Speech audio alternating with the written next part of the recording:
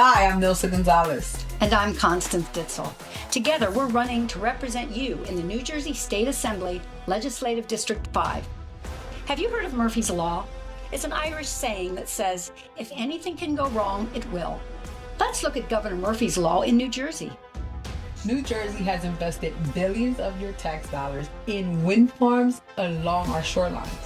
Yet, they shut down natural gas and nuclear energy with no wind farms in operation. We need a change in direction. Poor planning has resulted in you paying more for your utilities. We need a change in leadership. After 20 years of Assembly and Senate Democrat rule. Constance Ditzel and Nilsa Gonzalez approve of this message. This ad was paid for by the Ditzel and Gonzalez LD5 campaign.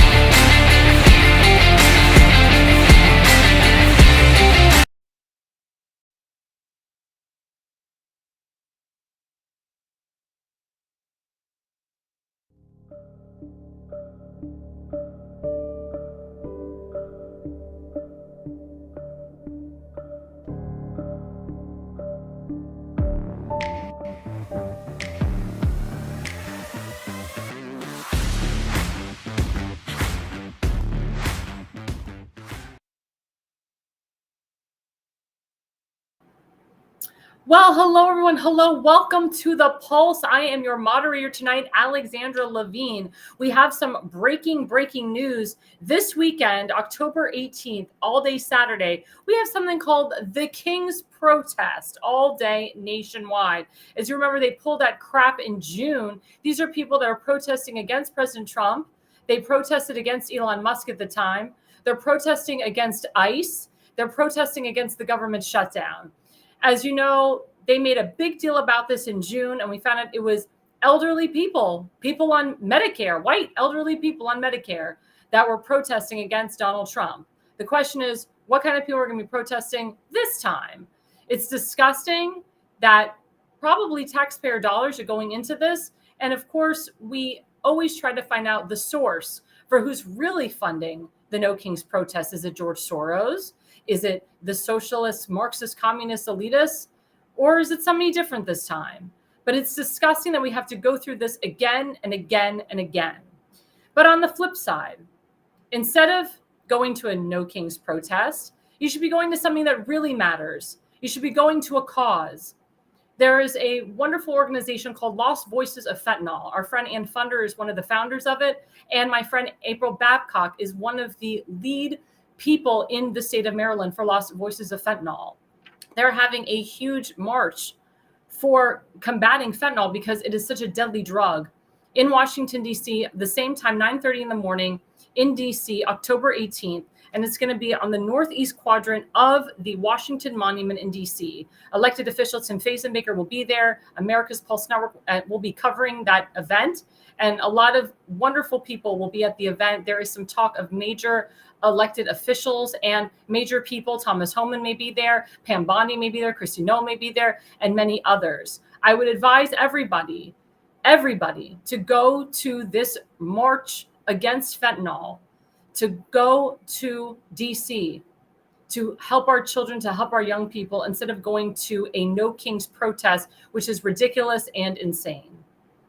Now to our monologue. Again, welcome to the Pulse, everybody. Welcome to the America's Pulse Network. I'm your host. We are still in the Schumer shutdown. The Democrats refuse to reopen the government until they give illegals health care.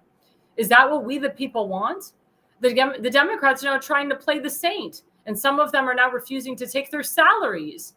But the ironic part is they caused the problem. The hypocrisy of these Democrats is disgusting. They're solely doing this because President Trump worked to get the One Big Beautiful Bill passed, which helps we the people. Healthcare for illegals is not what Americans want, and it's not what Americans voted for. And the entire world is watching this, and they are disgusted. But as we know, guys, elections have consequences. And we have some pretty serious elections coming up in November of this year in Virginia and New Jersey, which we'll get to later in the program. But please, guys, we have to be smart going to the polls, and we have to get the right people in office and get these radicals out of office. And that's a monologue. Again, tonight we have a jam-packed show. So let's introduce you to my other hosts and my guests. This guy taught us all about hallway sex, the Hammer, Damon Galdo of the Jersey Shore. You're stuck with that hallway sex. Hello. I do it for Heather. That's what I do it for. Yeah. Thank you. So our other host, he's coming on later, our Popeye the Sailor Man, Seth Eisenberg of the Conservative Corner. And of course, we have my fellow Floridian. We don't know tonight if she'll talk about bananas, if she'll eat bananas, if she'll eat some latkes, or if she'll eat some Christmas cookies. Our very own food liaison, Elena Barber from the Base Mother. Hello, happy to be here again. Good. And we have our special guest tonight. Thank you, Elena, for bringing him on board. Chris Barrett. He is a candidate for Missouri House of Representatives. Thank you for coming on. Hey, thank you so much for having me on. I'm glad to be here. Oh,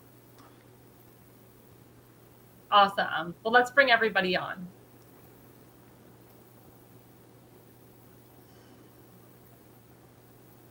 So, guys, let's get right to it.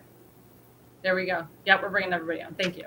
So, guys, let's get right to it. So, I want to focus on our first image of tonight for segment one. Let's put up the first image, the image shared.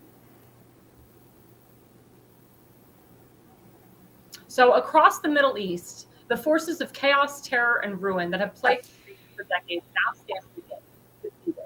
A new coalition of proud and responsible nations is emerging. And because of us, the enemies of all civilization are losing. So President Trump went to Israel on Sunday night. It was during the religious holidays. It was during Shmini Atzeret Simchat Torah, which is called Chagim. And he was there speaking in front of the Knesset. And he brokered this deal of peace between Hamas and Israel.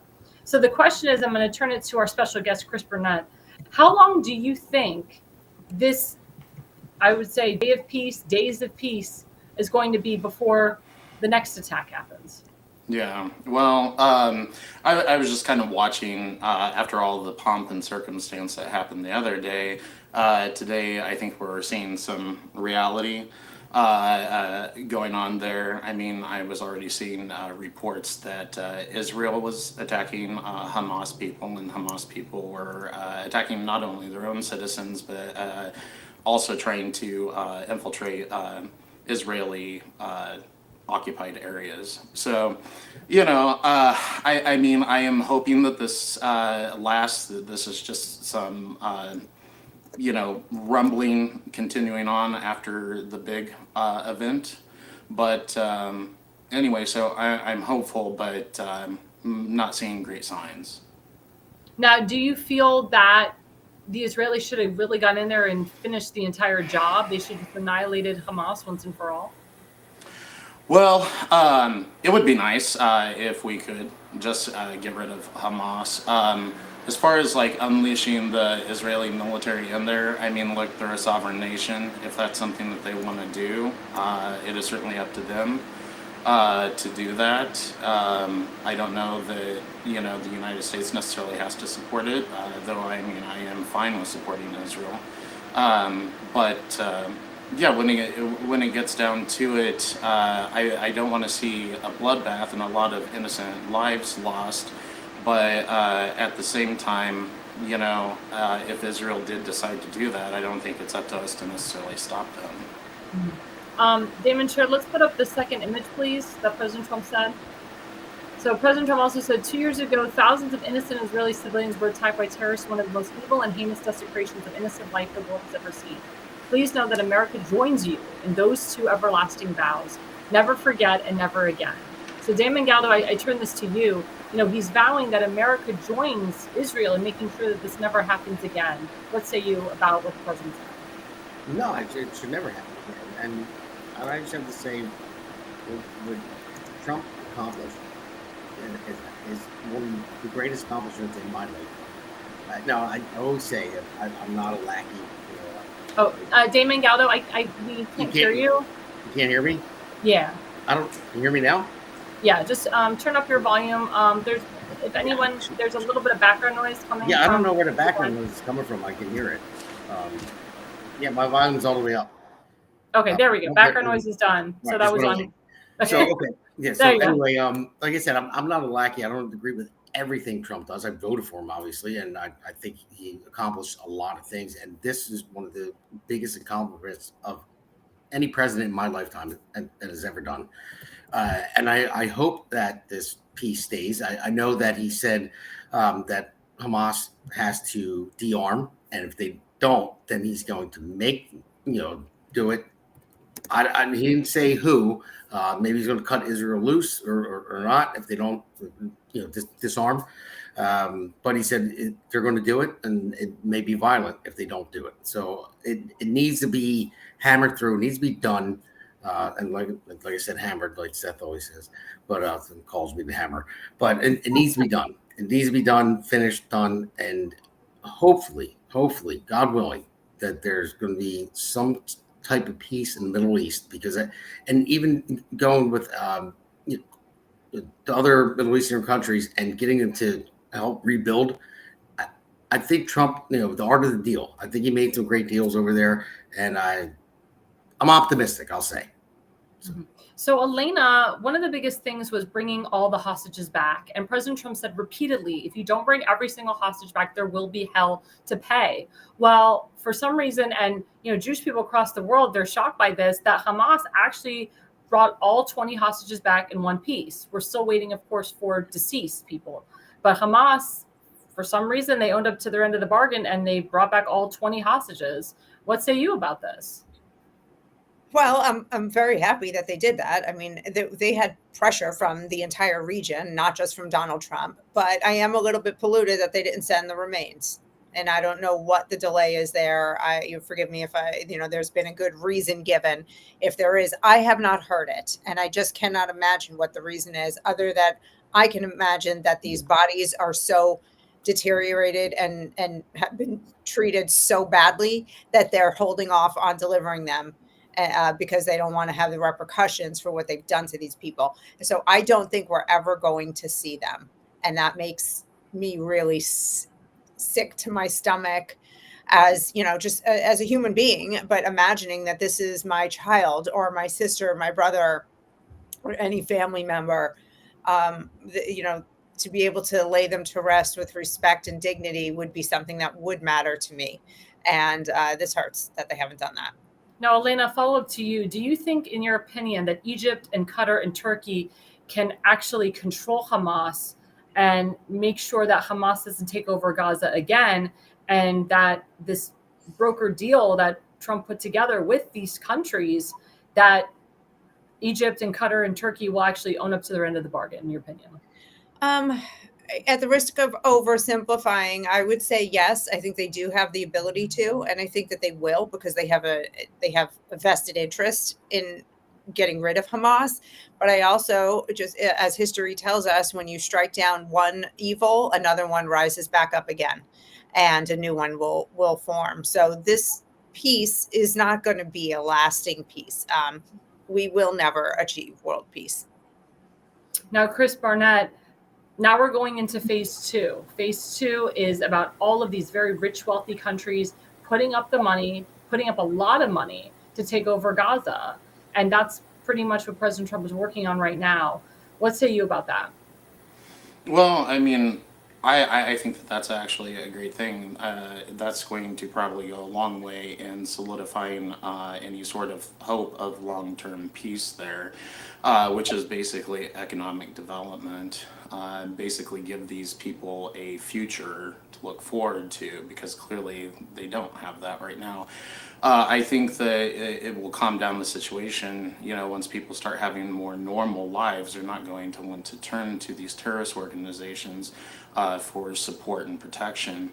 So I think that what Trump is doing in regard to this is fantastic. I absolutely support that, because if we just pull out and call it a day, then everything's just going to return to as it has been.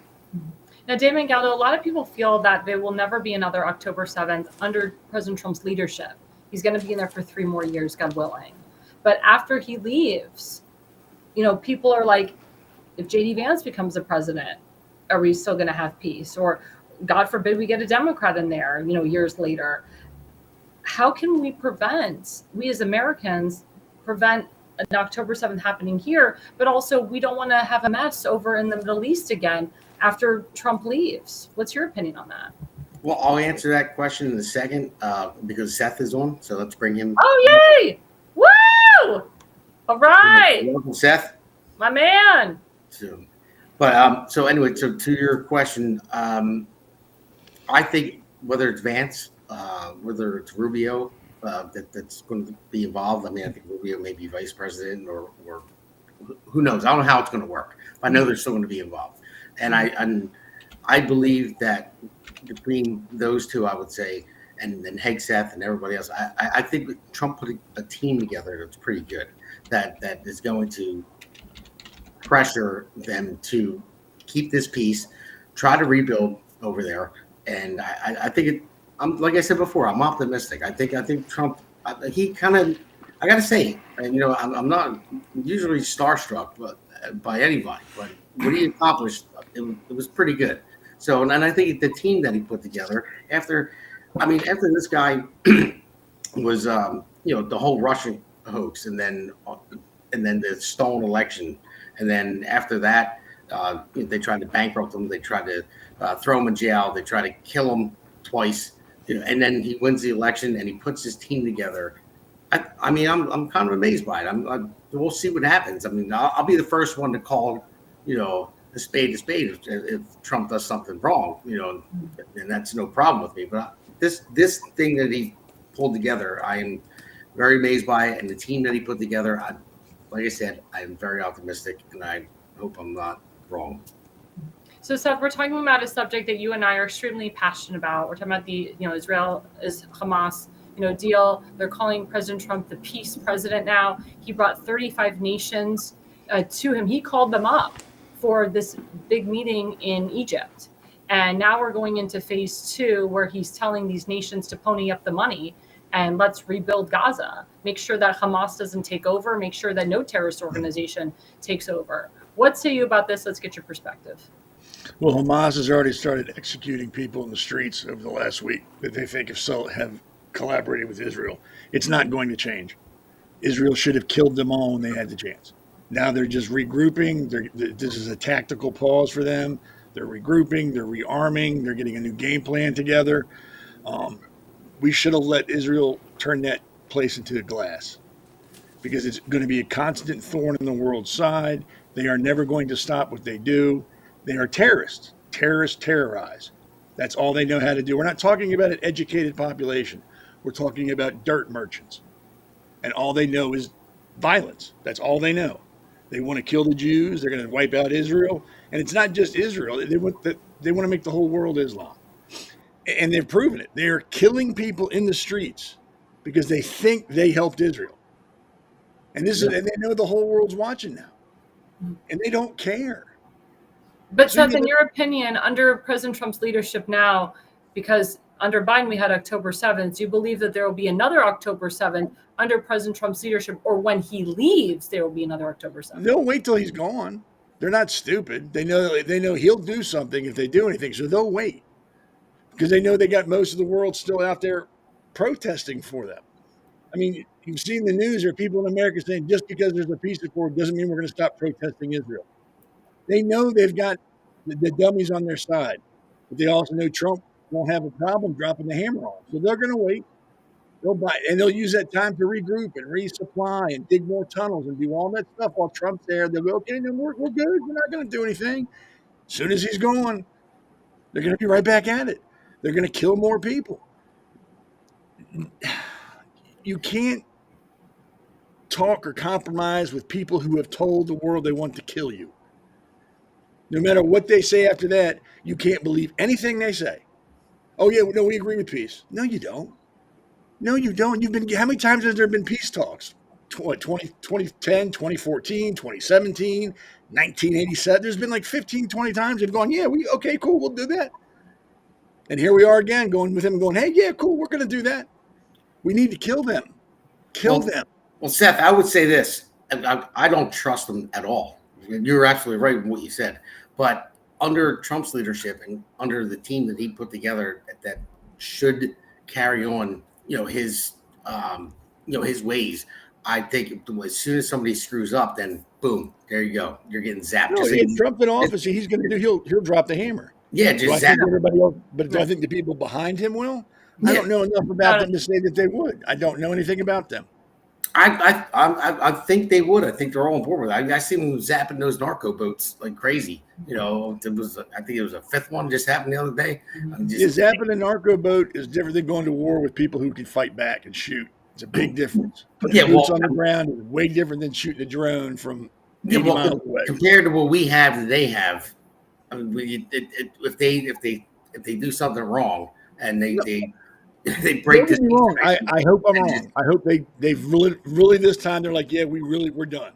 We really mean it this time. I hope they do, but I hope so. But no, I'm just saying if they do screw up and they break the peace agreement, peace through strength. Well, I was going to say the reason that President Trump got involved in the first place was because there was so much tumult in the Israeli government, during this whole thing. Netanyahu was fighting with the opposition. He was fighting with the deep state. The deep state, I told you in Israel last week, they want to put Netanyahu in jail. They want to make sure he's not the prime minister anymore. So he had to reach out to his friend Trump to say, hey, I need some help here because I'm dealing with the same crap that you're dealing with in America. And that's really why Trump, was like, okay, he came to the table with Netanyahu, with my friend Ron Dermer, who works under Bibi and many others, and put their heads together to figure, and with Jared Kushner and Steve Witkoff, and put their heads together to figure out, okay, how can we stop this war? How can we make some type of peace, right now at this moment, and hoping that it will continue in the future. And like Damon said and Seth said, if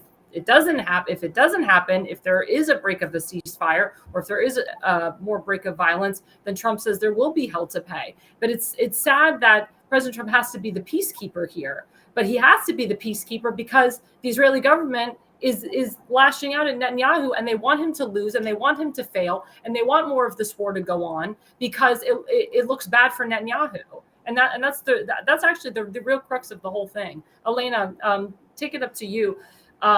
Switching to, they had a Nobel Peace Prize winner. It wasn't President Trump, unfortunately. It was actually someone in Venezuela who actually supported and supports President Trump.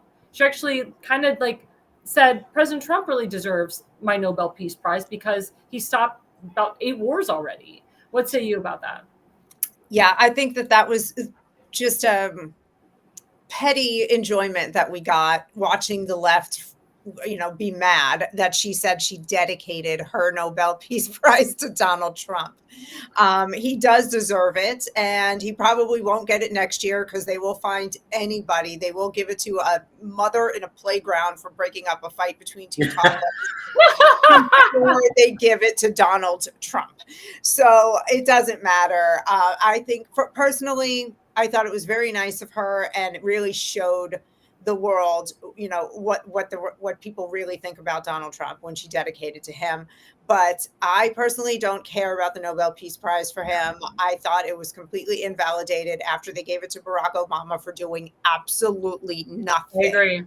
So once that happened, that was one of the moments when I woke up and there was a crack in the facade of how I looked at the world. Those are one of the things that got me to start waking up to realizing everything was BS. Mm-hmm. So they can take their Nobel Peace Prize and pound it. Chris, let me pivot to you. Do you think that President Trump really cares if he gets the Nobel Peace Prize or not? I seriously doubt it. I mean, knowing his personality, I'm kind of guessing that, he would like the accolade, but I think that he's going to live without it, and especially getting that kind of feedback from the person who did win, that I'm sure that made him extremely happy, kind of a na moment for him.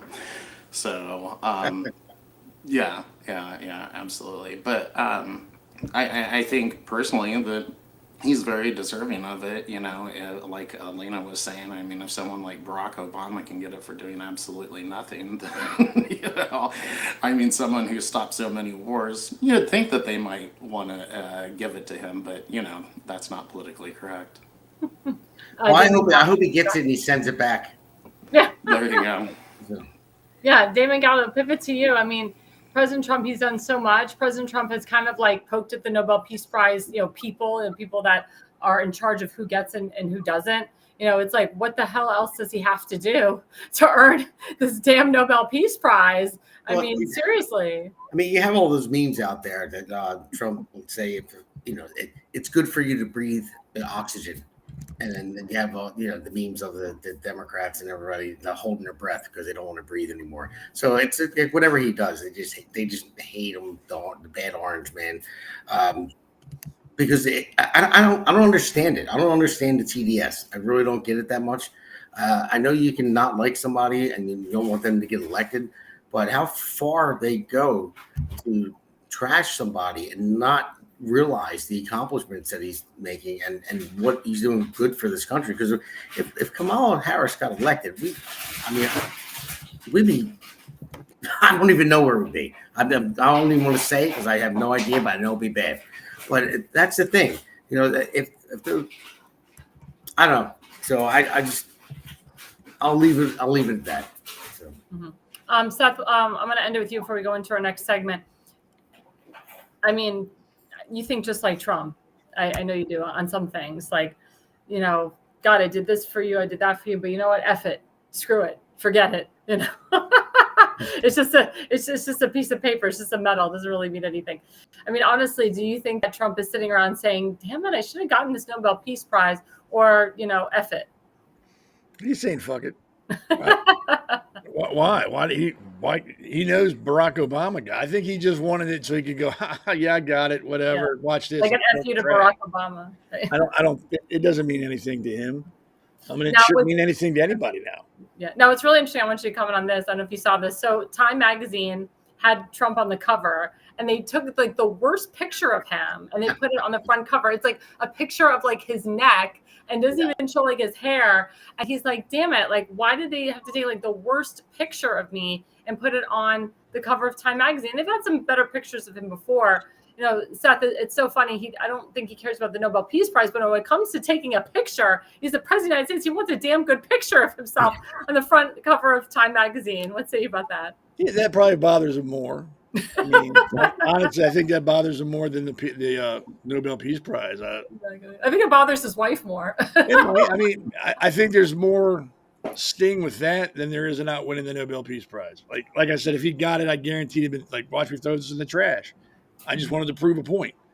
So yeah, I think the picture probably means more to him than the Nobel Peace Prize, and that's how it should be. The Nobel Peace Prize, like Elena said, lost all legitimacy when they gave it to Barack Obama. I mean, literally. I want to put myself up for the Nobel Peace Prize next time because I helped a guy pay for his gas today. So I should get something for that. I should get the Nobel Peace Prize. Exactly. No, you should get the Nobel Peace Prize for trying to be Miss Maryland. I should get it for that too. That you should have got it for. I should get it for that too. So we're not going to take a break. We're going right into segment 2 because I still want to keep this momentum of honoring and prizes and awards. So as you know, it was very honorable for President Trump to posthumously give Charlie Kirk the Presidential Medal of Freedom, which is the highest medal for a civilian. And he had Erica Kirk at the White House. They had to expand the whole ceremony out to the new Rose Garden because everyone and their mother was there. It was a beautiful, beautiful ceremony. And, honoring Charlie Kirk's life, we know he was a great guy. He did a lot of great things. And let's put up the image Damon shared of Trump with Erica. There we go. So the White House shares touching photos from Charlie Kirk Presidential Medal of Freedom ceremony.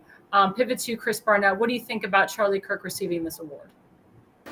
No, yeah, absolutely. I think it's absolutely the right thing to do.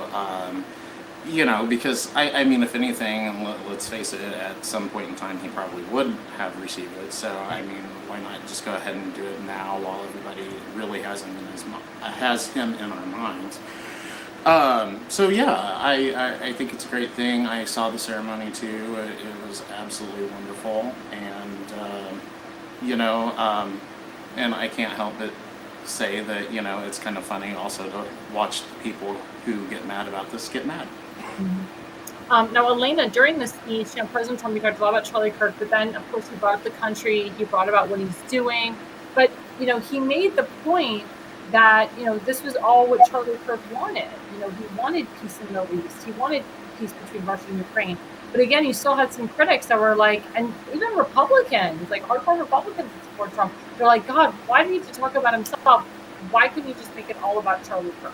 Let's see about that. I kind of thought the same thing. I felt like he started off well, talking about Charlie, and then I was just sitting there thinking, all right, come on, fella. I love Donald Trump, but he could have just kept it all about Charlie, and I think he shouldn't.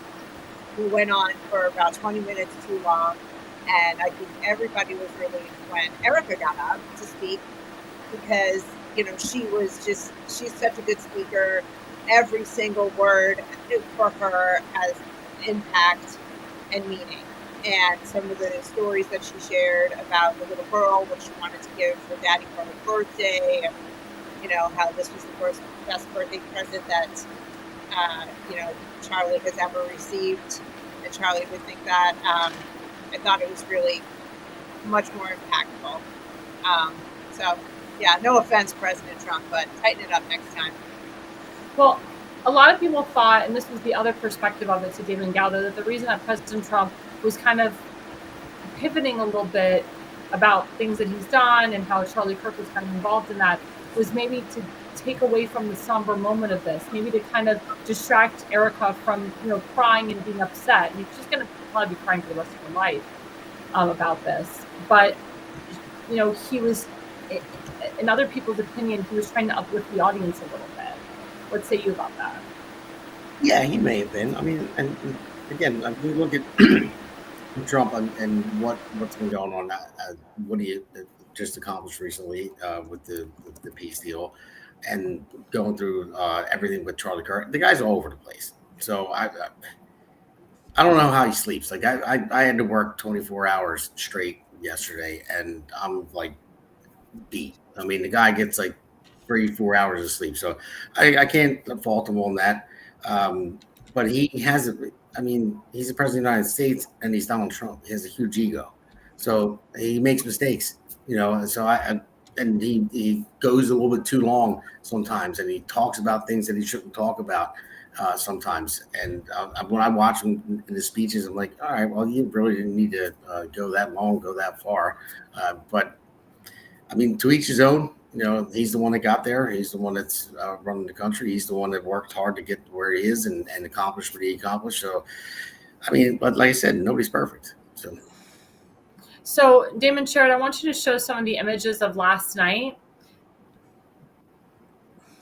So that's one image. So Seth Eisenberg and I, we had the pleasure of being in Frederick County. So Seth's club, the Frederick County Conservative Club, with the President Fred Profiter, put together this wonderful vigil for Charlie Kirk in Baker Park last night. And they got this huge flag and they just displayed it, and it was beautiful. Let's show the next image, Damon Sherrod. So that was people pulling, getting ready to display the huge flag. Let's show the next image. And that was the crowd. We had hundreds of people there. It was a beautiful, beautiful crowd and a beautiful night and wonderful speakers. Let's go to the next image.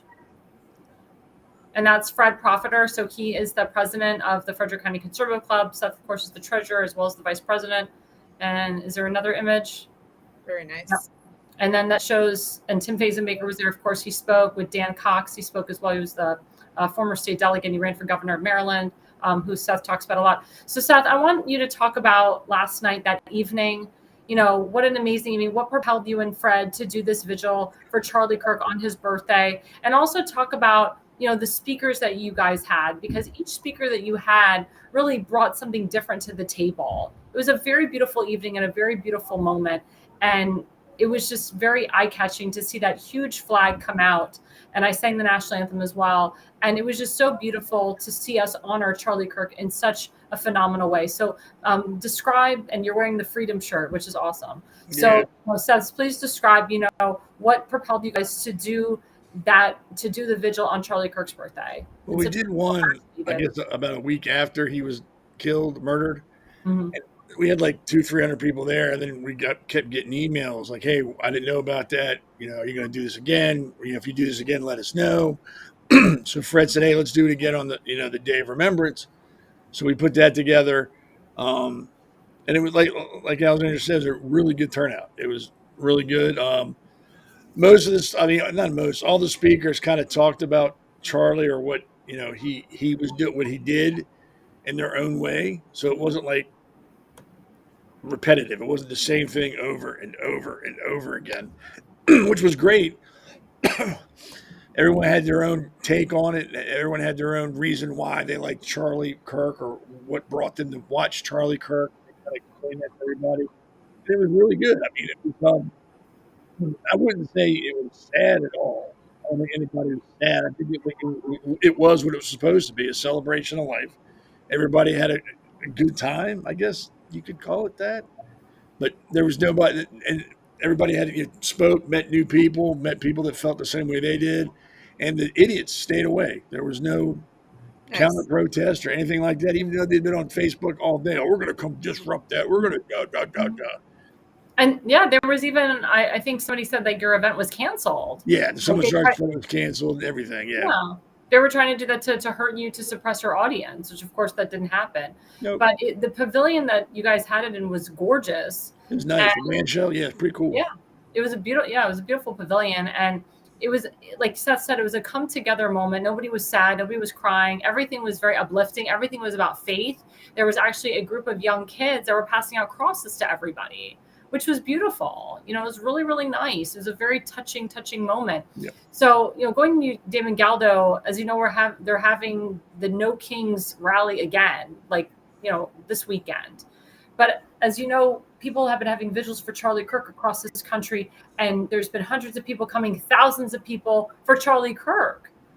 Why can't we just stay on the momentum? Why does the Democrats, whoever put this together, probably socialist, Marxist, communist, elitist, George Soros Democrats, put this together, and they're getting paid. Like, I didn't get paid to come to the vigil. I didn't want to get paid. Not one speaker that was at Fred and Seth's vigil was paid. We all did it for the love of it. We all did it for Charlie. If somebody would have offered me money, I would have refused, because it wasn't about that. But these idiots are coming for a No Kings protest. They're all getting paid $20 to $25 an hour, sometimes more, I think $40 an hour. It's craziness, to come out and protest against President Trump after the beautiful things that he's done and the wonderful policies that he's created. Why is this happening, Damon? Well, first thing I have to say, thanks for the invite, Seth. I never got one. It's in the mail. I sent it. It was in the mail. Was it? It was in the mail? So, but no, I think the reasons happened. If you look what happened after Charlie Kirk was assassinated, what the right did and Republicans, we prayed, we came together, and we didn't riot, we didn't protest or anything like that. And going to the protesters that you're talking about, that the No Kings and all that, they're making that money. Now, our great producer, Damon Sherrod, and I were at a protest against Tesla. This is back in April, or I think it was in March, and that's when they were protesting Teslas, and they were all paid to go there. And when I got there, I just happened to pull up and park, and there were buses that people came on, and I just happened to mix in with the crowd, and they handed me, a voucher, to pick up your check, for $250 to go protest at the Tesla. So yes, they are getting paid a lot of money to do it. I don't know who's doing it. I mean, there's a lot of Soros, there's China, there's a lot of things that they're talking about who's funding all this stuff. But if you look at it now, the thing is, they don't have anything to say right now because the peace deal that Trump just brokered. So all of the people, free Palestine, ceasefire, screaming at the colleges, they have nothing to say. There's not one of them that are out there like, yes, that we got the ceasefire. They're silent. It's crickets. because they really didn't mean it. They were paid to go there. So though that's what it is. That's why they had to find something new to protest. And it's just a group of hateful people that will take money to go protest here, there, and whoever's funding it. Like I said, Soros. I know some of it was tracked to like a Chinese company that the money's coming from. But I'm hoping that we find out. I know Trump, and I know Cash Patel is looking into it as well, and they're going to hopefully drop the hammer when they find out who it is. So, Elena, like I said in our breaking news, the Lost Voices of Fentanyl, they're having a huge rally in D.C., also on the 18th, the same time that the No Kings protest is happening. I wholeheartedly feel and believe that the Lost Voices of Fentanyl rally will do better and have more people than the No Kings rally. But again, it goes to the two causes. Which cause is legit? Which cause is better? Why would people not want to go to a Lost Voices of Fentanyl rally? Why would people go to a No Kings rally? Yes, they're getting paid for it. But like to Damon Galdo's point, it's a moot point what they're doing. It's a totally moot point. Fentanyl, and you know this very well, Elena, is a very dangerous drug. It kills a lot of people. As you know, illegals came in and poured fentanyl into this country illegally, and that's what caused a lot of innocent people to die from it. And the drug cartels push the fentanyl to young kids. So why are we still having a No Kings protest going on? Lost Voices for Fentanyl is a nationwide organization that has been up and running for years. Those are the people that should be getting more credit. Those are the people that should be having the hundreds of thousands of people at their events. What say you about that? Yeah, I completely agree. You know, the No Kings people don't really seem to mind that the fentanyl is pouring into the country, and we're losing about 100,000 people a year to it. So they're not really interested. The left used to be interested in saving people from drug overdoses. They still say that they are with all, we have to save all the drug addicts, but then they give them free needles and encourage them to keep going. No. There's that. But I have a list of reasons why they're doing this No Kings protest, and I'm just going to give you one, because there's one question that I always ask a liberal who's defending illegal aliens, and not all of them are paid, by the way. Like, I personally know people who are going to these protests, who are at the last one and going to the next one, and they're not paid. They just think they're doing the right thing. You ask every single one of them, well, what do you think about Jocelyn Nungray? And I get the same answer every single time. They say, well, I don't know who that is. Right. And then I start to tell them about the 12-year-old girl who was kidnapped, raped, tortured, and strangled to death by two illegal aliens from Venezuela. And some of them have stopped me at the beginning and said, I can't hear that kind of thing. Please don't. So they won't face it. Other ones have said to me, well, you're just cherry picking a story. And I say to them, okay, so I'm cherry picking. So that's your answer, instead of, oh, Lord, I'm appalled and I'm so sorry. I didn't know this was happening. Instead of that. But I'm not cherry picking. I could run down a whole list of people who have died, been murdered by illegal aliens, whether raped and murdered, tortured, beaten to death, tied up in their own basements, killed by illegal alien drunk drivers. It goes on and on and on. Children, white, black, Asian, you name it. And they don't care about any of them. They don't know about any of them. And when you tell them, they just move on and they say, what about school shootings? You should care about that. Or Americans are also committing crimes. And they have all these canned comebacks. They're either uninformed or they're morally corrupt to a point where they're irreparable. We cannot talk to these people, but those are the reasons why they're going to these protests. Disgusting. Chris, I want you to follow up with that, with what Elena said. Your comment. Yeah, so I know it's kind of hard to imagine people actually wanting to support this sort of thing, and like, the No Kings protest over something like the fentanyl march that you're talking about. But, last December, I was at the Supreme Court. We were in support of the state of Tennessee in the Scrimeti case, and for those who don't know what that is, that was the Supreme Court decision that made sure that states are allowed to ban child sex changes if they want to. The Biden administration sued the state of Tennessee, saying, no, you can't ban that. And anyway, so we had a fairly decent turnout, but the people who were all for child sex changes, oh my God, the crowd was gigantic. And, you know, I tried to think about why this is. Of course, as you were talking about, I mean, there certainly is probably money behind it. I mean, as someone who's running for office, I am quickly learning how absolutely orchestrated every little thing that you see is. You know, but I'll just say that if it isn't only that, I think the other thing is kind of like what Elena was alluding to. This is becoming a little bit of a cult, I think, and we're seeing the loudest, most obnoxious voices coming out, and we're seeing them over and over again. You know, and they're the malcontents on the left, and you know, they don't mind being crazy and loud. But I think the thing that we need to remember is they are still a tiny portion of the population. Right. I just think that they're just an extremely loud portion of the population. And just to drive my point home a little bit further, when I was at the US Supreme Court giving my speech and everything, one of the hecklers there who were heckling me while I was giving my speech, he was also at a rally heckling me again in Colorado. He followed me from Colorado to Washington, D.C. to make sure that he could do that. But I recognized some of the people there, other people in Washington, D.C. that I saw in Colorado. So that's the thing. It's like, don't get too down, folks, because, I mean, some of these people, it doesn't matter what state you're in, they're the same people doing it over and over and over again. No, you ended that segment really well, and a very good point.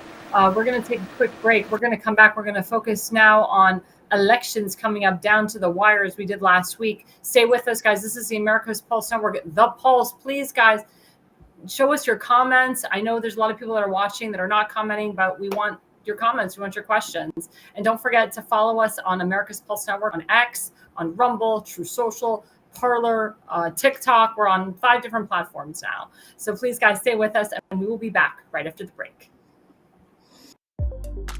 America's Pulse Network. The mainstream media is bought and paid for. The truth is twisted to fit their agenda. Waking up, because podcasts are the future for trusted media. Welcome to the America's Pulse Network. It is a network built by patriots that upholds the Constitution.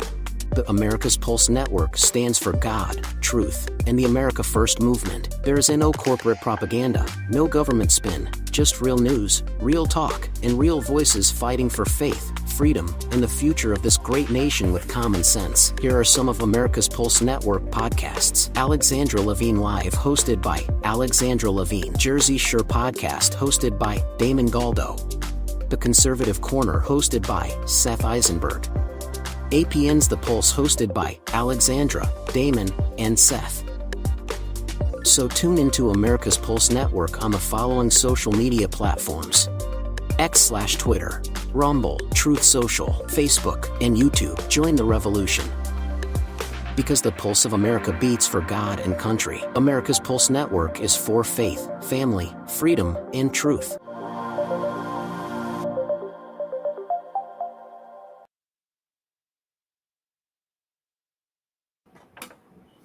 Hey guys, welcome back to The Pulse. I'm your moderator tonight, Alexandra Levine.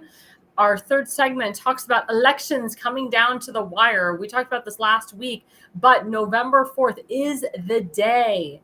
In Virginia, they have 45 days right now of early voting and mail-in ballots. And in New Jersey, I think they've already started with the mail-in ballots, but their early voting is a week before the election.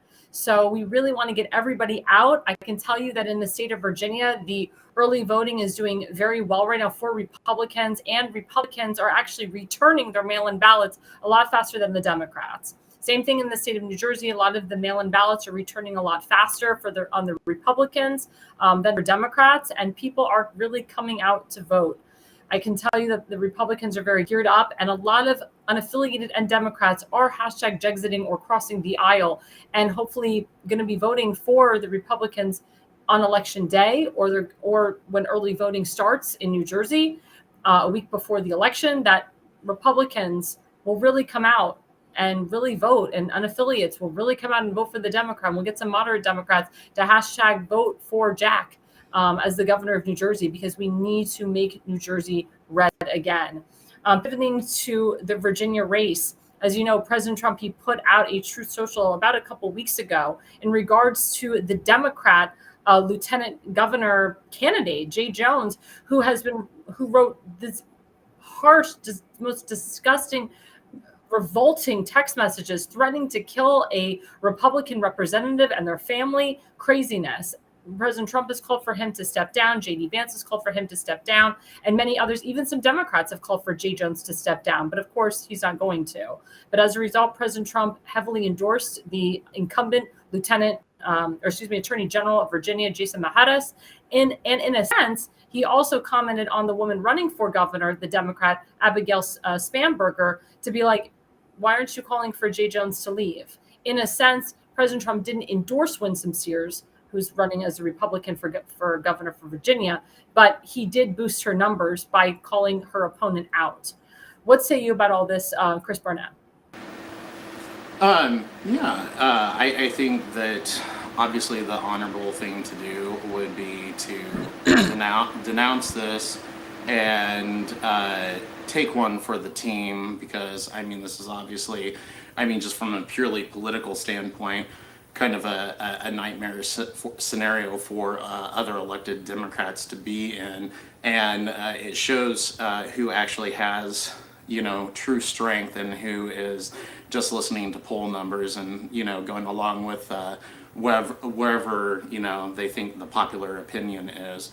And the ones that have the true strength have come out, on the Democrat side, have come out and actually denounced this. But we're seeing that a lot of them don't have that kind of strength and courage and conviction to stand up against something that is obviously so terrible. I mean, if I was in this situation and I had said something like that and it got out, and by the way, that's not something that I would ever say. Can we just get down to the basics here? Have I privately in my head wished something bad, but gosh, would I ever say it to someone else? I'd be too embarrassed to say it to somebody else. But I guess evidently this guy has no problem with that. So that's the thing that's kind of crazy to me. But yeah, he should step out of the race. And, from just the pure perspective of the Democrats, I don't see why they aren't pushing him out. I agree. I completely agree with you. Pivoting to you, Elena, I'll be honest with you, Winsome Sears has run a very weak campaign. A lot of people are like, what the heck? Like, she should be like soaring past Abigail. President Trump, in my opinion, helped Winsome Sears by endorsing Jason Maharis, but we have to see what happens. I don't know if you got to see the debate between Abigail and Winsome Sears. Winsome Sears continuously just interrupted Abigail, wouldn't let her answer the question, tried to call her out lie after lie after lie. In my opinion, I don't think it was effective, whoever her new campaign manager is. And Winsome Sears has gone through 3 campaign managers in this cycle. In my opinion, didn't advise her correctly on how to handle the debate.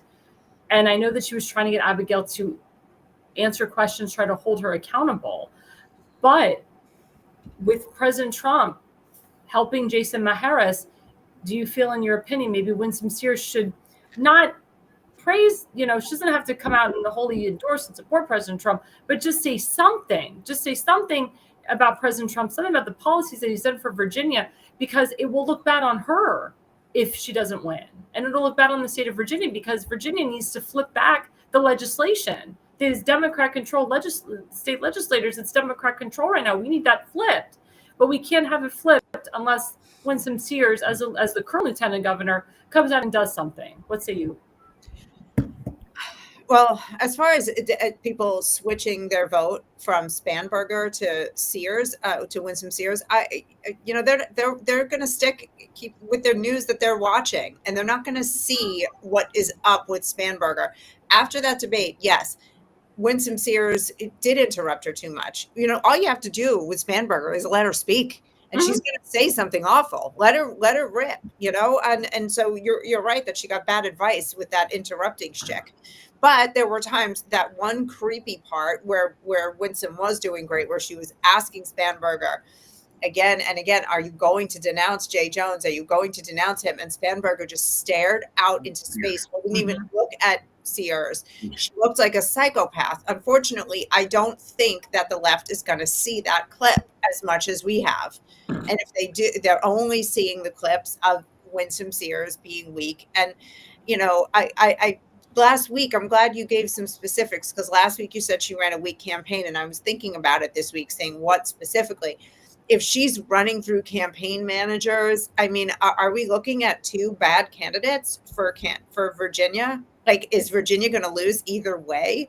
I don't really know. I like Winsome Sears. I prefer her, obviously, because I am more aligned with her politically and philosophically and morally.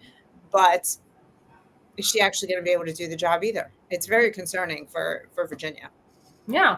And I mean, Seth, pivot to you. I mean, Virginia should have gone to President Trump. In my opinion, he was very, very close in this last election cycle.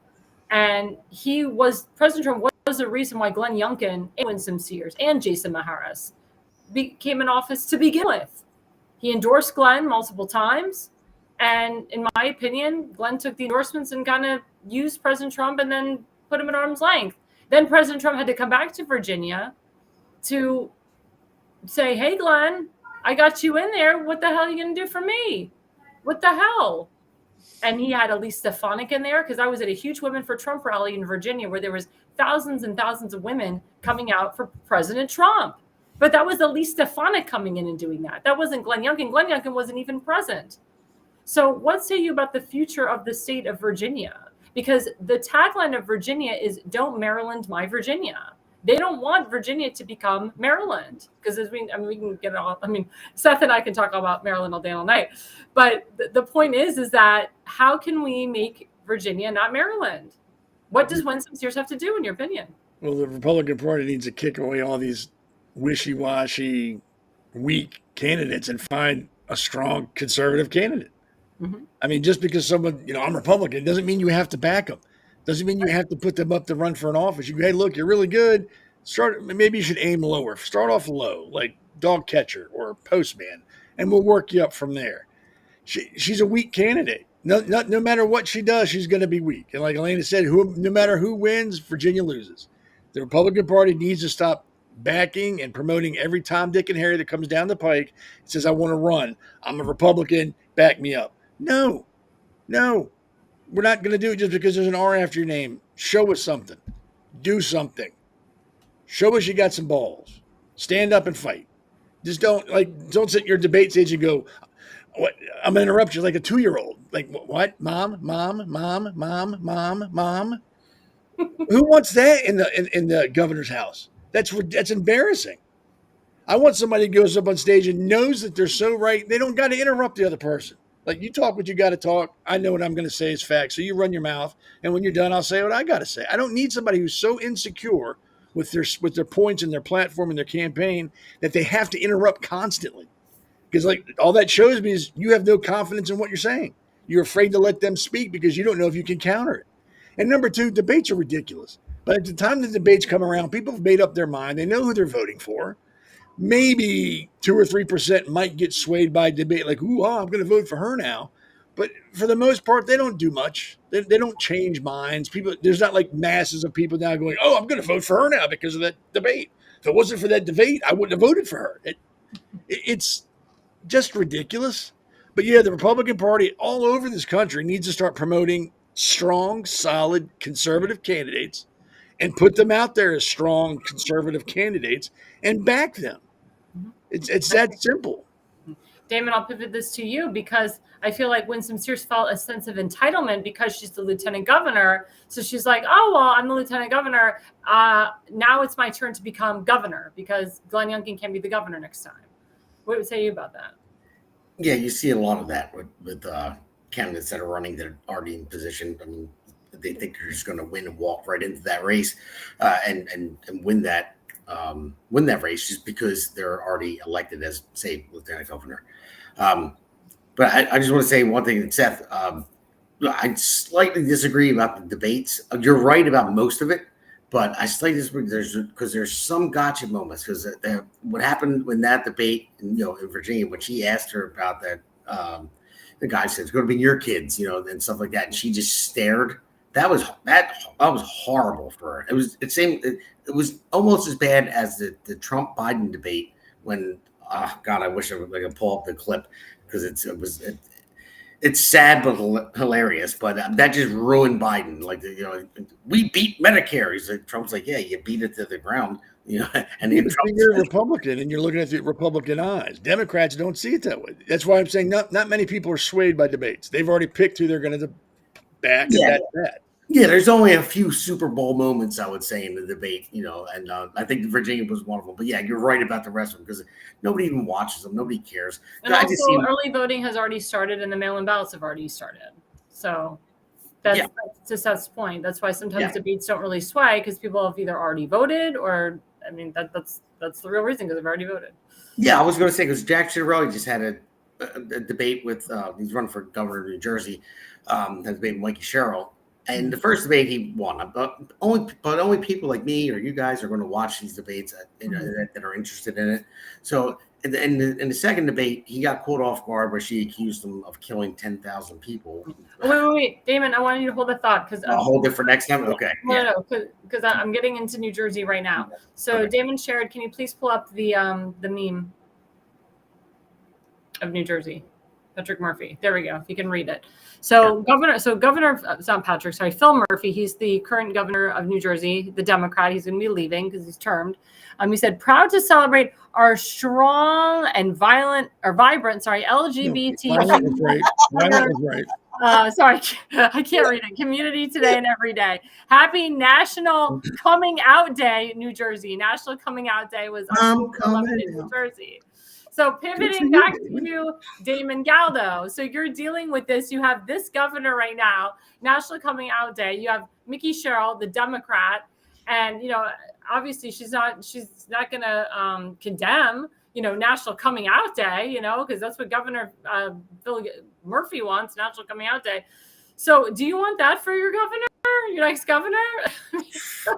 Well, I have to answer that question. But before I say something, I want to say to Len, I see your post there in the chat. Len, we're going to stay tuned because we're going to get to the event later. That's at Skeeters. So stay tuned, Len. But yeah, when that got posted, I'm like, National Coming Out Day. I didn't even know it was a thing. I mean, like, what is? I'm like, so I responded to that and I said, "What do you mean you're going to do? You're going to come out and pay my electric bill because so they almost tripled in New Jersey because of their policies, because of Phil Murphy's policies with the wind turbines and all that stuff, the failed policies. I mean, the waste of billions of taxpayer dollars in New Jersey with that initiative, and now they're all shut down or going away, and you can't even get rid of them. And barely, I mean, it's an environmental hazard now, like to get rid of them. They were killing whales. They didn't generate 1 kilowatt of electricity.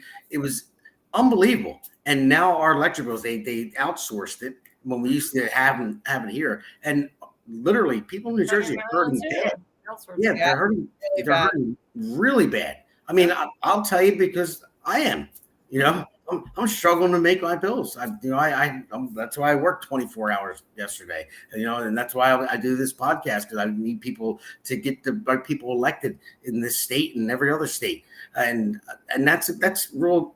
It's a soft spot for me because it hurts. It hurts in the pocket, and National Come Out Day, go after yourself with that. Just make some better policies. And then the same thing with Donald Norcross, the congressman here too, talking about the government shutdown, and it's a Republican Republican shutdown. It's all BS. I'm tired of all of them. I really am. I'm tired of all of them. I'm tired of all the left-wing loonies, out there and lunatics. That's what Trump calls them, left-wing lunatics. Yeah, that's what it is. So I'm just sorry you struck a nerve there, but yeah. So that's how I feel about that. No, I agree. Chris, let's pivot to you. What do you think about National Coming Out Day? And what do you think about, how we, the people, need to make New Jersey red again? Okay, well, I'm just laughing because I did not know it was National Coming Out Day. And that is hilarious because, yeah, I'm one of those people. But guess what? I don't give a flying fuck about National Coming Out Day. So you didn't come out on October 11th? Darn. It's my daughter's birthday, too. Excuse my language, too. I'm not sure if I really should. Oh, no, we're fine. No, It's all right. no, we're good. Seth says it for all of us. Really? Yeah, I mean, it's just insane. You know, it's like, I mean, from my perspective, since you asked me about National Coming Out Day, the thing that makes me so sick is it seems like Pride Month is actually Pride Year. So it finishes up December 31st and restarts again January 1st. And I'm getting so tired of this stuff. You know, I mean, it's not helping anybody, it's hurting people like me who are just, you know, as JD Vance said, the normie gays. You know, we don't care about this crap. You know, I mean, it's a left-wing push. I mean, that's all this stuff is. It's about indoctrination and everything. And I'm sure that there are innocent Democrats out there who think that they're doing the right thing and helping people, but they're not. You know, and they're, you know, a lot of this stuff, you know, the drag shows for kids, the, you know, pride events for kids, child sex changes, all those types of things that I was talking about, you know, it's part of an agenda that doesn't represent people like me. And it's, you know, quite frankly, evil to go after children the way that they're doing. So, I mean, and at least in my mind, and yeah, I'm a gay man, in my mind, every time I see something about pride, I'm just seeing some like really weird, perverse stuff. So, yeah, I'm gay, but I'm not on board with this crap at all. Yeah, well, and if I could just respond to that real quick. I mean, what pride should be, what behind is in your background there. You sound like my nephew Andrew and my friend Ron. They're both gay, and they can't stand what they're pushing to schools. In New Jersey, we have Bill 5756, and they push it in the schools, and that's what, you know, we're fighting against. It's like, hey, listen, I don't care. I have family that's gay. I have friends that are gay, but the kids need to learn math, English, history, and so forth. You know, don't push them. Let them be them when they're adults. And my nephew says it all the time, and my buddy says it all the time. And he says this is bullshit. So I'm sorry. Well, Elena, let me pivot to you. You know, the governor talked about National Coming Out Day, October 11th. Why didn't he talk about the 250 years of us celebrating the military? You know, that's real history. That's something that's real. That's something that a lot of kids don't know. A lot of kids don't know when the Declaration of Independence took place. A lot of kids don't know that John Hancock was the first guy to sign it. I mean, this is things that need to be taught in schools. But again, you have a Democrat socialist governor who, even though he's out the door, he's still pushing this. And again, if they put Mickey Sherrill in there, she may push this too. What say you, Elena? Mickey Sherrill will definitely push this, first of all. All identity politics need to go. Two things. Our education system in the United States is absolute trash. The children are not being taught the Bill of Rights, and they're not being taught the Constitution and the Declaration of Independence, the actual history. You talk about founding fathers, all they talk about is that they were slave owners, that they were evil men, and that this whole country is based on, murder. That's their whole jam. So get your kids out of public schools, homeschool. If you can find a good private school that isn't indoctrinating, also do it. As far as identity politics, coming out day, anything, I don't like any of it. I am absolutely up to here with pushing sexuality and gender nonsense and sexual orientation on children. Have had it. But separately, even earlier this year, I think President Trump, what did he sign in an order on Irish Heritage Month or something? And I was like, look, I'm part Irish, okay? So I can say this. I don't want it. I don't want Irish Heritage Month. I don't want Indian Day. I don't want Italian Night. I don't want any of it coming from Jewish Heritage Month. No, not from the one Italian night. You take a night. I would take that. Listen, at my house, you guys want to come, I'll cook Italian for you. Do not want my government involved in identity politics of any sort. Women's this, black this, Hispanic that. Get out of the business of dividing us up and putting labels on us. Celebrate the Army, celebrate the Declaration, celebrate, the history of this country, winning the revolution. Those are the things that unite us, and those are the only things that our government should be participating in at every level. Exactly. Now, Seth, you and I were able to get 2 conservatives on the school board in Frederick County, Colt Black and Jamie Brennan. And Heather Fletcher wants to get in there too, and she's very conservative. But we're dealing with a Democrat governor who, I mean, we do have people running for governor on the Republican side. I'm just going to be honest, and Seth, you can be honest with me too, and I know you are. It's going to be tough. It's going to be tough to beat this mofo. It's going to be very tough to beat Westmore.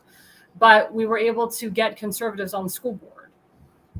Again, moving on to the New Jersey race, the gubernatorial races nationwide, how can we pivot so we can instill some type of conservative traditional values for our children, like Elena was saying? How can we make it so we don't have a governor celebrating National Coming Out Day? What say you? Well, first of all, I miss the days where you parked your car at night was nobody's business but your own.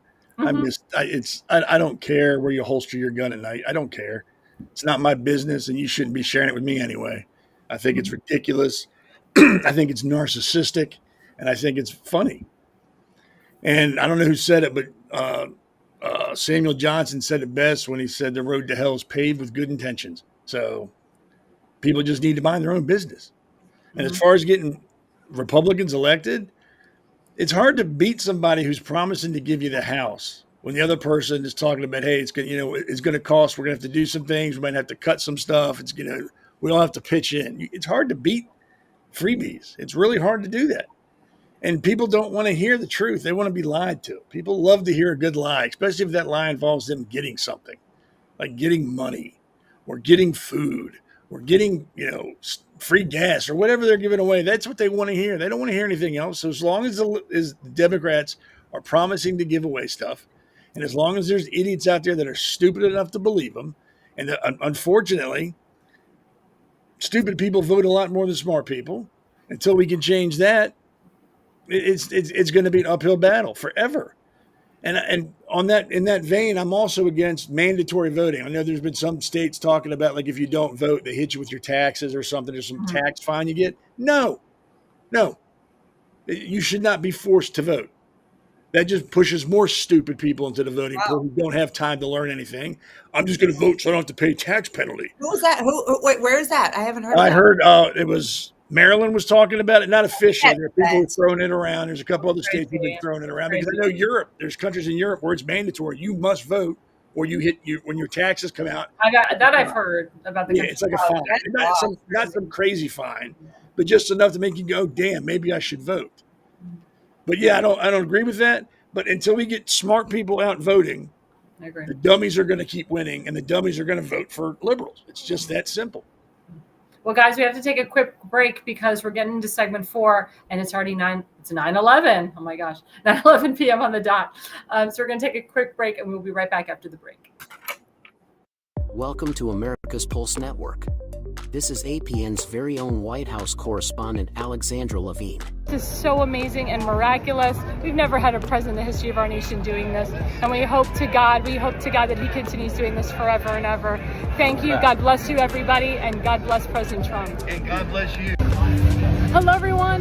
This is Alexandra Levine with the America's Pulse Network. I am the White House correspondent right here in the heart of D.C. as President Trump is celebrating 250 years of America and the military. Subscribe and follow America's Pulse Network on the above social medias.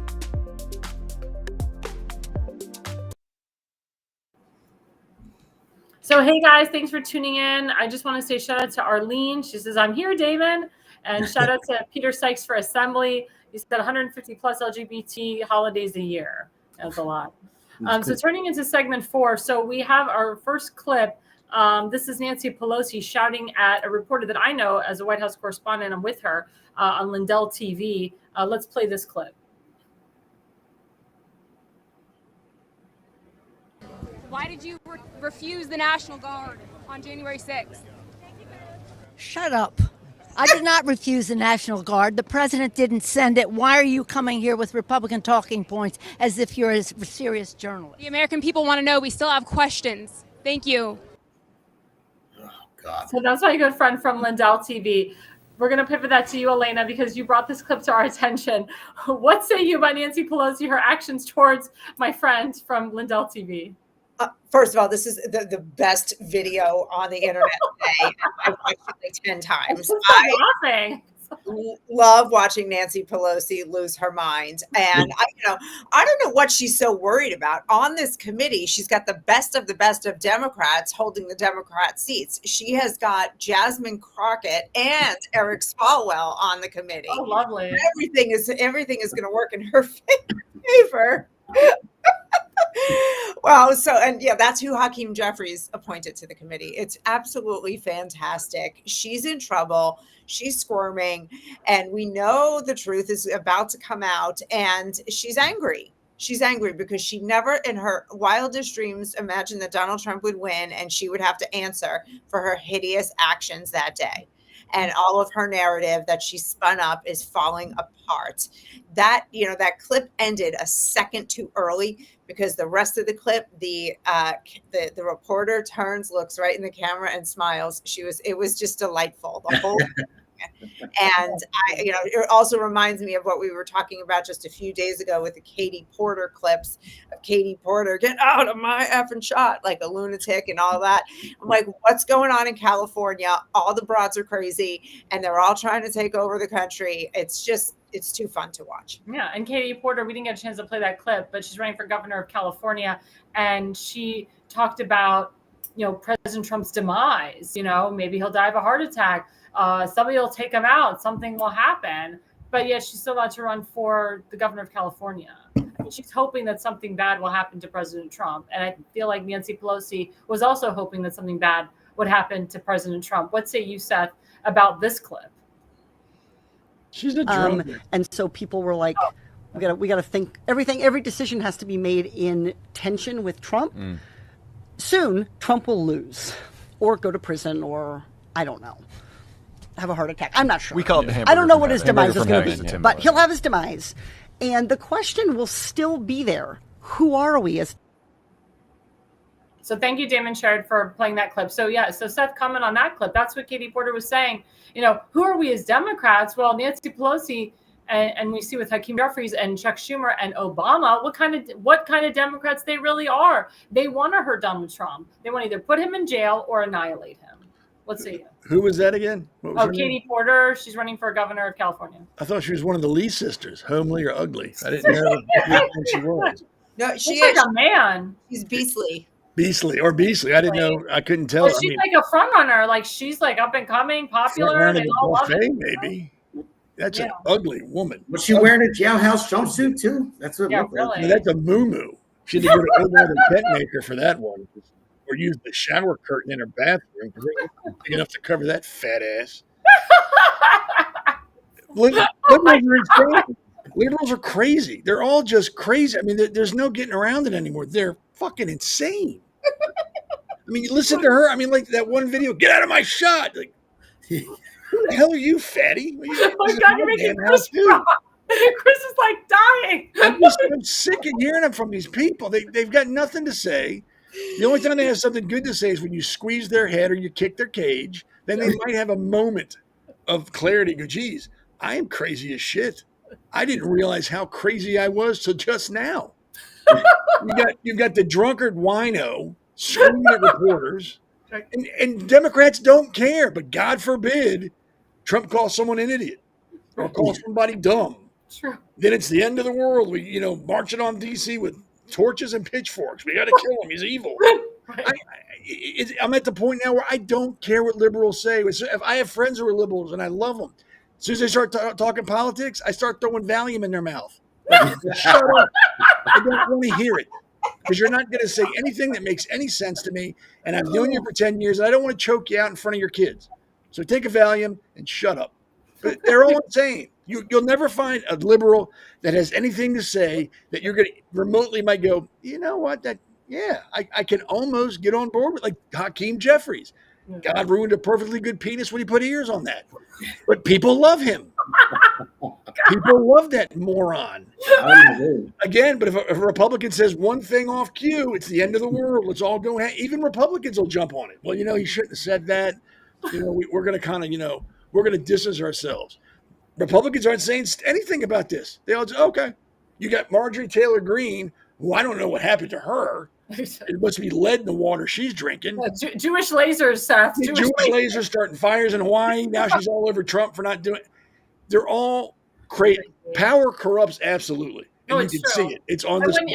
And I've seen this because I work with people in office. When they go to Congress or they go into the governor's mansion, they change. A lot of them change. They're bought. A lot of them are bought and paid for. A lot of them they're changed. They're bought and paid for by special interests and lobbyists. That's why I say get rid of them on Capitol Hill. Get rid of them in the state level. A lot of these governors, they do change once they get into the governor's mansion, like Larry Hogan and many others. They change. They totally change. I mean, I don't think Larry Hogan ever changed. I don't think he changed very much. But he just got worse. But Damon Galdo, pivot to you. What do you think about all of this with Katie Porter and also, with Nancy Pelosi? I mean, she blatantly lied. She blatantly lied to the Lindell TV girl. She knew that she lied. We all know that President Trump called for the National Guard on January 6th, and he asked Mitch McConnell for the National Guard as well. He asked for additional 10,000 National Guardsmen because he heard that there was, something going on at the Capitol. And also President Trump was still speaking. He was still speaking before, as the January 6th attackers were on Capitol Hill. So even before President Trump got to the Capitol or told people let's go to the Capitol, there was already riots starting by the tons of buses that came from George Soros and others to set up President Trump. Let's say you, Damon Galdo. Well, I would say once she was caught on camera saying that she did I make a mistake by turning the National Guard away? So that's right there. So she's lying. So and I'm going to go with something a little controversial, and I kind of learned this a little bit from Elena. Women should not be in power at all because they suck at it. But they are. But before anyone drops off and gets mad at me about this, I want to tell you what. You're not the first person I've heard say this. What my reasoning behind it is. So that men should lead men. Like say you're going to war, men should lead men. But if you think about it, because women are too. They are devious and they're catty and they don't get along with other women and all that stuff. But the person that's really running the show, like behind every strong man, there's a strong woman. And the woman behind the man is actually the one that's really in power. So that's my get out of jail free card. You had me until that, but yeah. It is.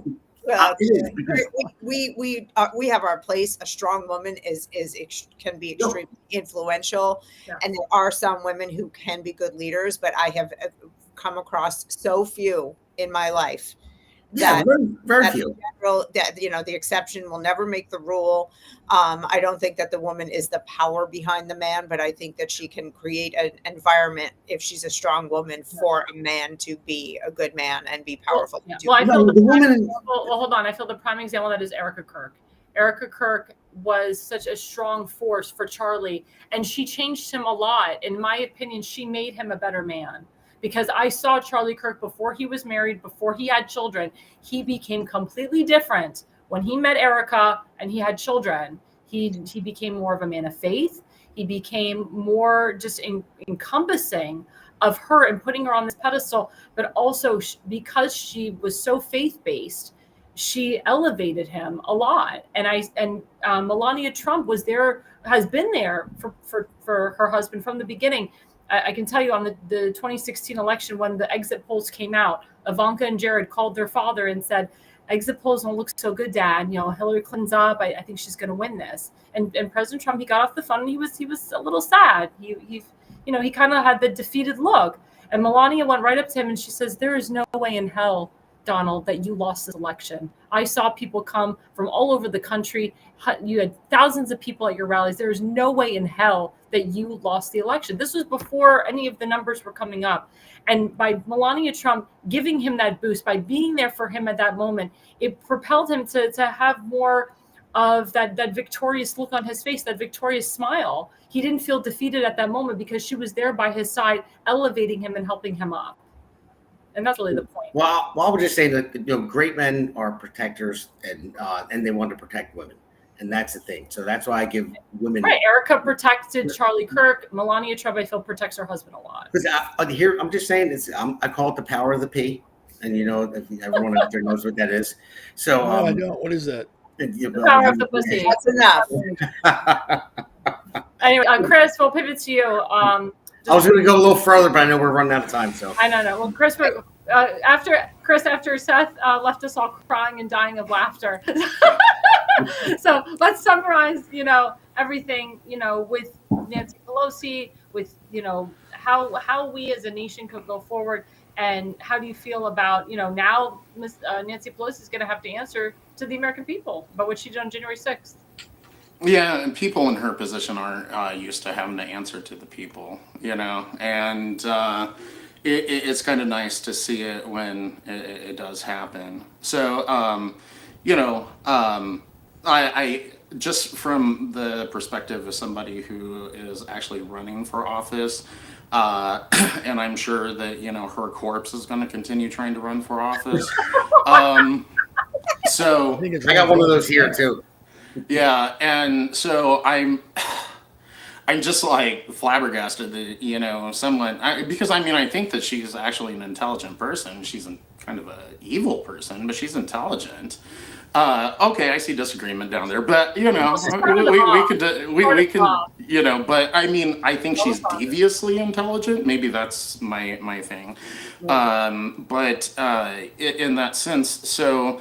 I'm just really surprised that she let herself actually go to that. But, thankfully, Elena sent it to me, and it made my day as well. And so I couldn't stop laughing. I could not stop laughing. It was just so funny.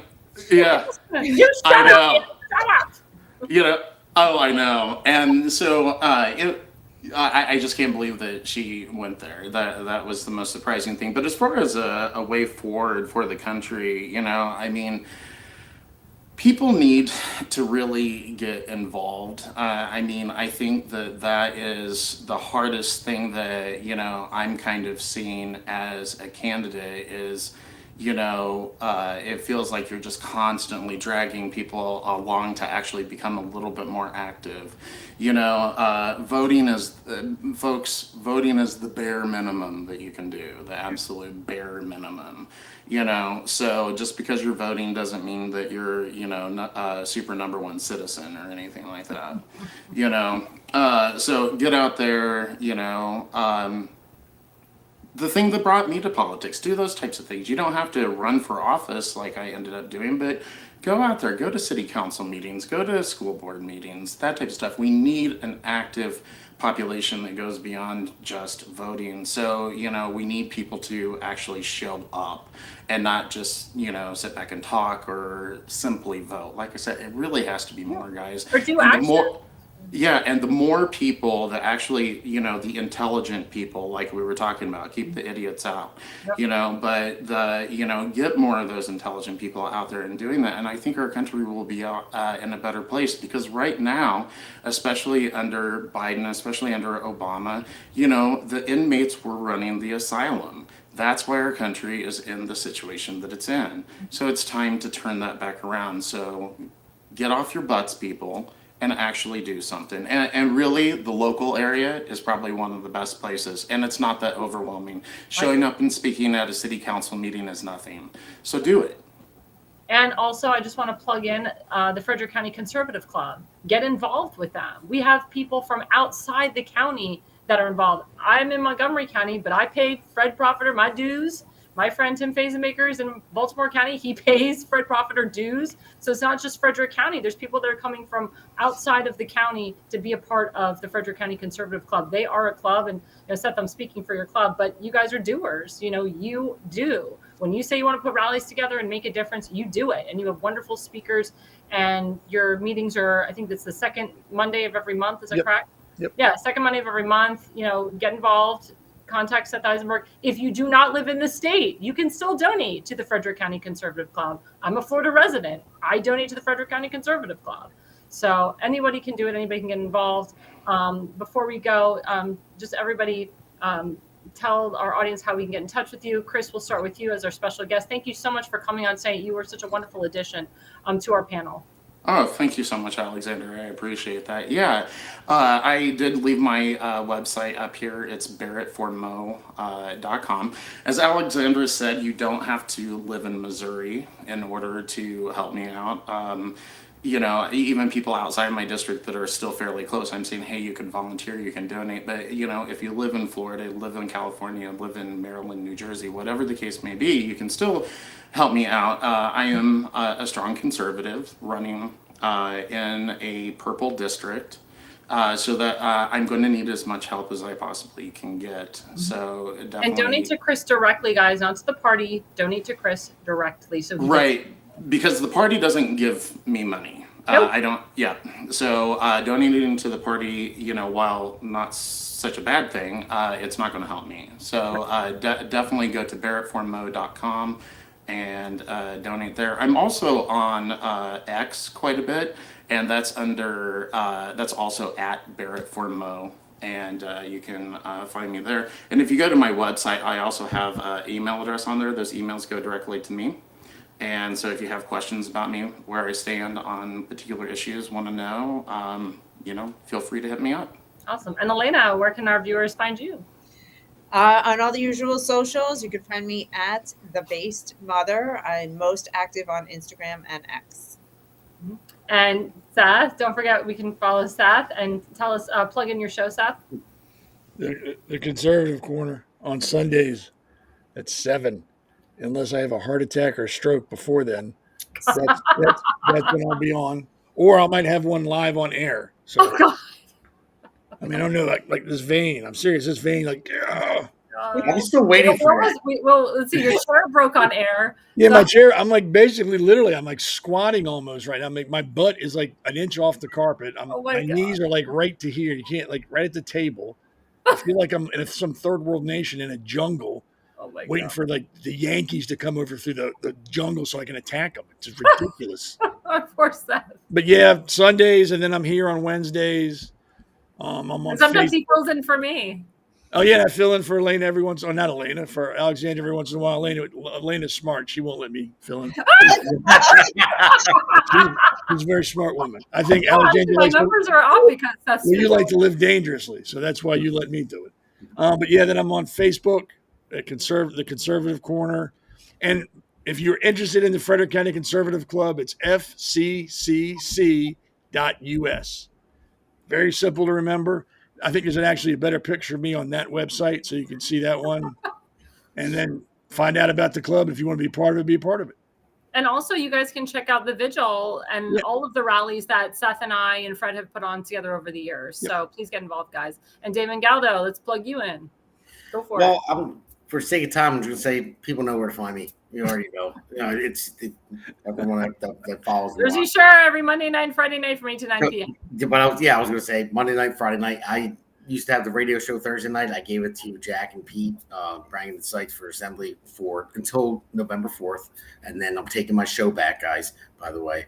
But I gave it to them so they can help get elected. And so just remember, Brian the Sykes, Ditzel, and Gonzalez for Assembly. These are New Jersey people, by the way.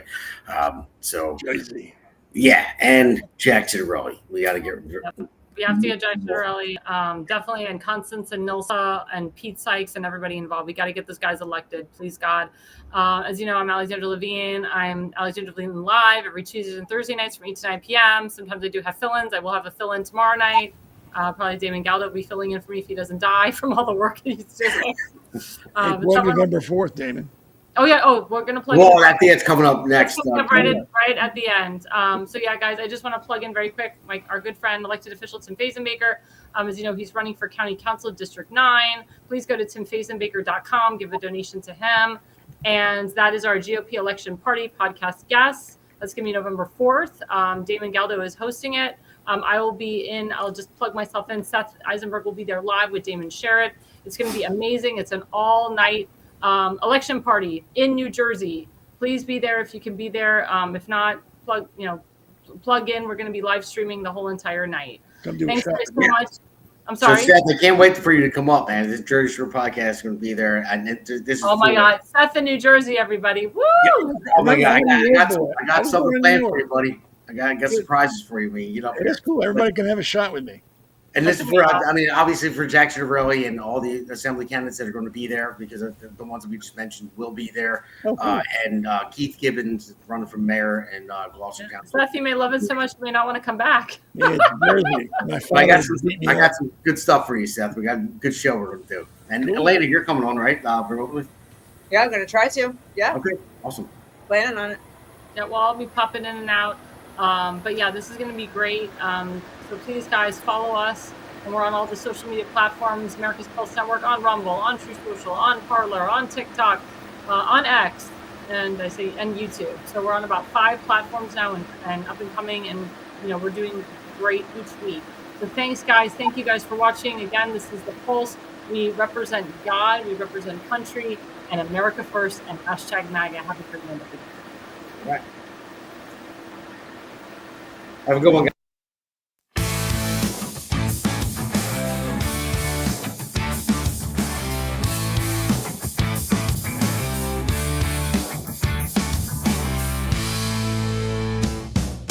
Generation fighters take the stand. From shore to shore, we reclaim the land.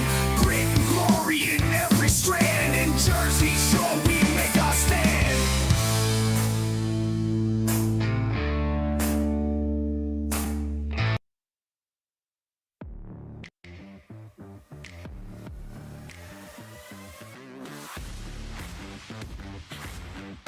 Alexandra Levine Live, hosted by Alexandra Levine. Jersey Shore Podcast, hosted by Damon Galdo. The Conservative Corner, hosted by Seth Eisenberg. Because the pulse of America beats for God and country, America's Pulse Network is for faith, family, freedom, and truth.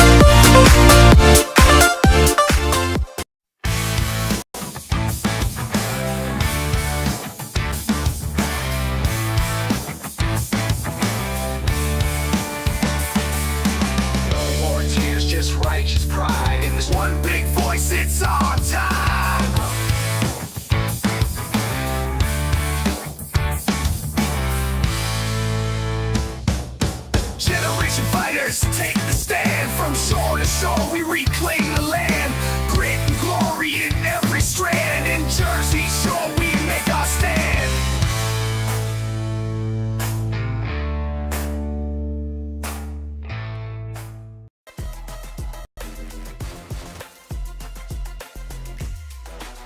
Hi, I'm Nelsa Gonzalez. And I'm Constance Ditzel.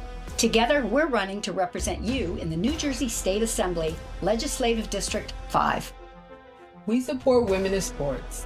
We support them in their safety on the field and in their locker rooms. We support them playing against other female athletes and with the same competitive advantage. But our Democrat Assembly and Senate in Trenton hesitate to sign a Fairness in Women's Sports bill. This means that the daughters and granddaughters of the women who fought in the late 70s for the women in our schools have to start the fight all over again. Women support women. We need legislation for the next generation. Constance Ditzel and Nilsa Gonzalez approve of this message. This ad was paid for by the Ditzel and Gonzalez LD5 campaign.